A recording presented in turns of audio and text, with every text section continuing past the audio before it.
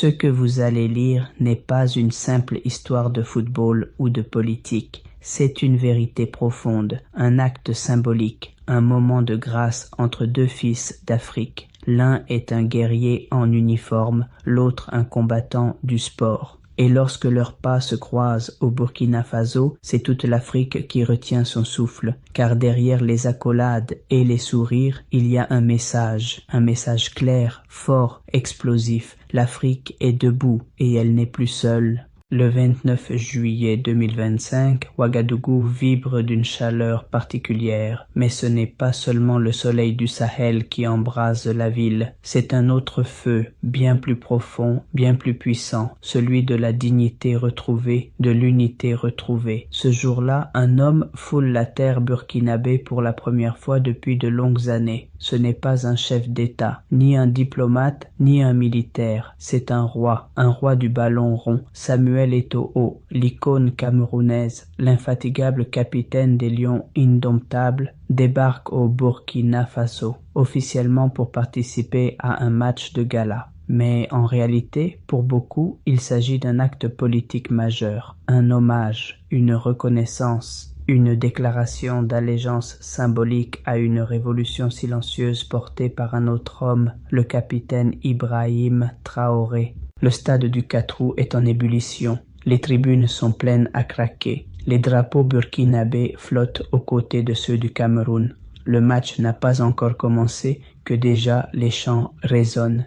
Et au centre de cette arène populaire, un homme en treillis militaire, modeste mais majestueux, s'approche. Ibrahim Traoré, le visage du renouveau africain, le chef d'État le plus jeune et le plus redouté d'un continent en ébullition. Le public exulte lorsqu'il serre la main d'Eto'o dans un geste qui semble figer le temps. Si tu ressens la puissance de ce moment, abonne-toi dès maintenant à Réveil Africain TV. Like, commente et partage cette histoire pour qu'elle fasse le tour de l'Afrique et du monde. Il faut comprendre ce que représente cette rencontre. Elle dépasse le football, elle transcende la politique, car depuis plusieurs mois, le nom d'Ibrahim Traoré résonne comme un cri d'espoir dans tous les pays d'Afrique francophone. Dans les rues de Bamako, de Niamey, de Bujumbura ou de Douala, des jeunes murmurent son nom, non pas comme un homme providentiel, mais comme un frère qui ose, un symbole qui frappe les chaînes coloniales, un miroir dans lequel l'Afrique se voit forte, fière et libre.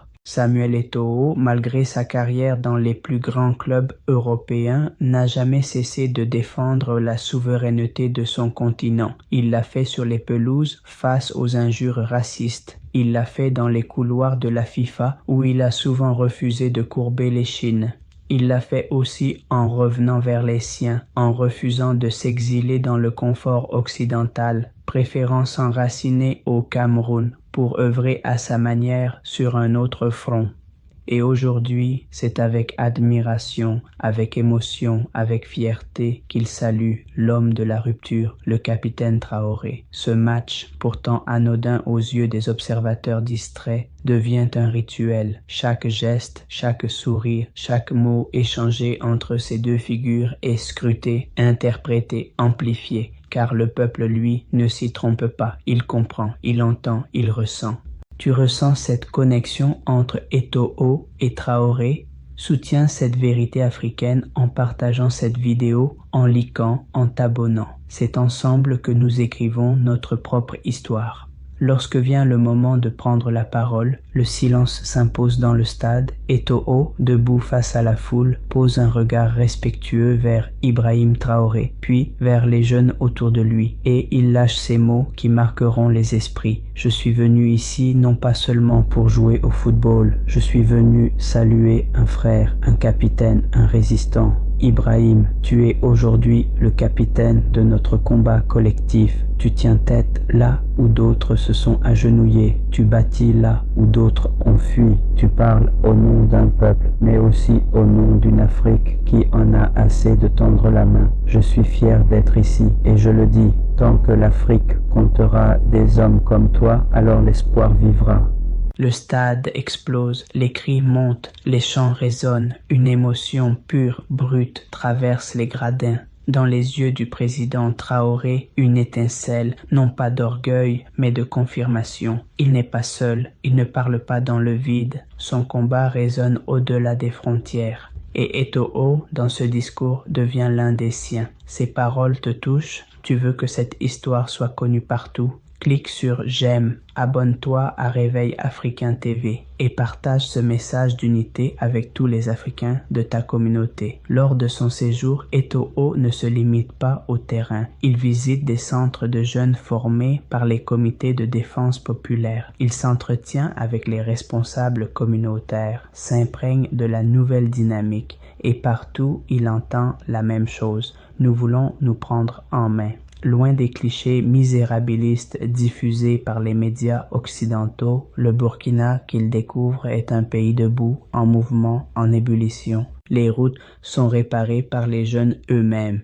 Des écoles communautaires surgissent là où les ONG avaient échoué. L'armée burkinabé, longtemps divisée, semble aujourd'hui mieux organisée, en symbiose avec son peuple. Les récoltes sont surveillées par les volontaires ruraux et les marchés sont redevenus sûrs. Tout n'est pas parfait, mais ce qu'Eto'o voit, ce qu'il sent, c'est l'odeur du réveil. Ce que vous faites ici, je ne l'ai vu nulle part ailleurs sur le continent, confiera-t-il devant la presse.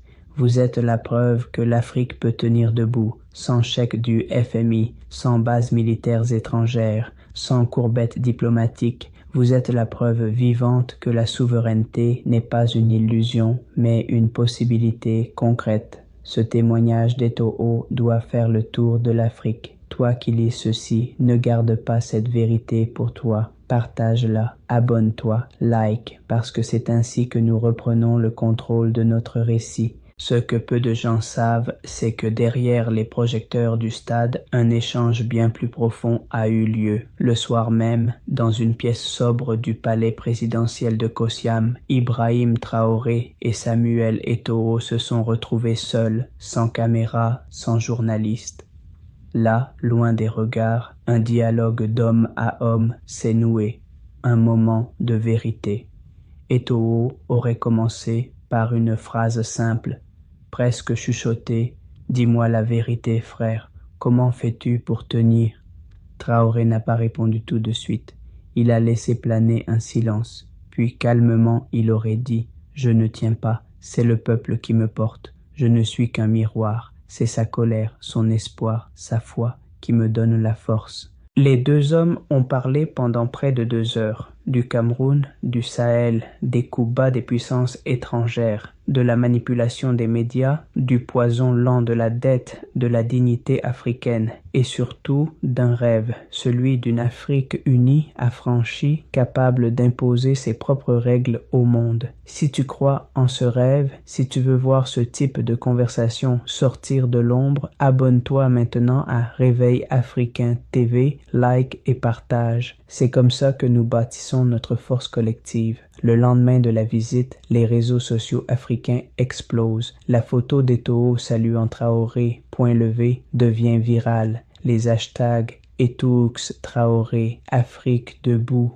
Soutien Burkina envahissent Twitter, TikTok et Facebook. Des millions de jeunes commentent, reprennent les paroles d'Eto'o comme des slogans révolutionnaires. Des vidéos émergent de jeunes Camerounais dans les rues de Douala et Yaoundé scandant. Mais le plus surprenant, c'est la réaction dans les chancelleries occidentales. À Paris, un conseiller de l'Élysée aurait confié anonymement « Ce geste de Samuel Eto'o, c'est une gifle diplomatique. Il a choisi son camp et ce n'est pas le nôtre. » À Bruxelles, une réunion spéciale aurait été convoquée autour d'un seul sujet. L'impact symbolique de l'alliance Eto'o-Traoré sur les jeunesses africaines. Car les élites européennes ne sont pas dupes, elles comprennent que l'Afrique change et que les symboles sont parfois plus puissants que les armes. Tu veux que l'Europe comprenne qu'on n'a plus peur? Aide-nous à faire grandir ce message. Like, abonne-toi et surtout, partage cette vidéo avec tous ceux qui doutent encore. Comme prévu, les critiques n'ont pas tardé. Certains médias occidentaux tentent de salir Eto'o, le footballeur proche d'un dictateur, une dérive populiste, une star africaine au service d'un régime militaire.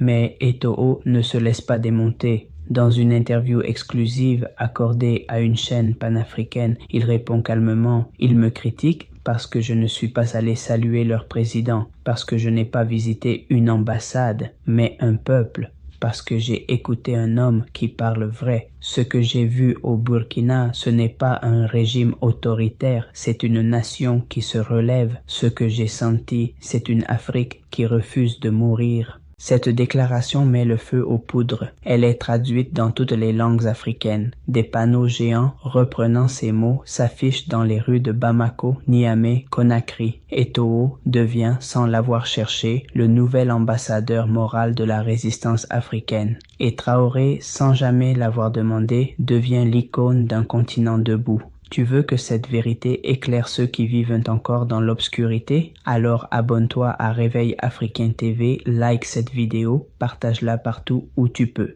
L'histoire n'attend pas.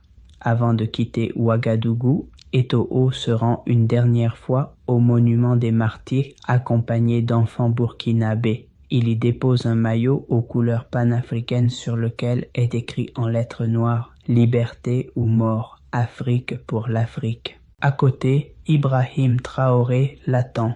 Les deux hommes s'étreignent longuement. Pas un mot, mais tout est dit. Eto'o repart, mais son empreinte reste gravée dans le cœur des Burkinabés et dans celui de l'Afrique. Quelques semaines plus tard, à l'ONU, un diplomate africain prendra la parole en s'inspirant ouvertement de cet événement. Il dira « Quand nos stars rejoignent nos peuples, quand nos héros rejoignent nos luttes, alors les empires tremblent. » Ce jour-là, aucun président occidental n'a osé applaudir, mais l'Afrique, elle, était debout. Si ce récit t'a ému, si tu crois que c'est ce genre d'histoire qui doit être racontée, alors fais entendre ta voix. Abonne-toi, partage et sois le relais de ce réveil africain. Il arrive parfois, rarement, que deux hommes venus d'horizons différents se rencontrent et créent une onde capable de traverser les frontières. Samuel Eto'o et Ibrahim Traoré n'avaient rien à prouver, et pourtant ils ont prouvé quelque chose de gigantesque, que l'Afrique n'a plus besoin de tutelle, de pitié, ni de permission. Elle a juste besoin de croire en ses propres forces. Ce récit est bien réel. Mais il pourrait devenir une légende, à condition qu'il ne meure pas dans l'oubli, à condition que chacun de nous en fasse un flambeau, à condition que toi, là, maintenant, tu refuses le silence. Alors, à toi qui lis ces lignes, ne ferme pas cette page sans agir. Abonne-toi à Réveil Africain TV, partage cette vidéo, commente, fais savoir au monde que l'Afrique n'est plus à genoux, elle est en marche et personne ne pourra l'arrêter.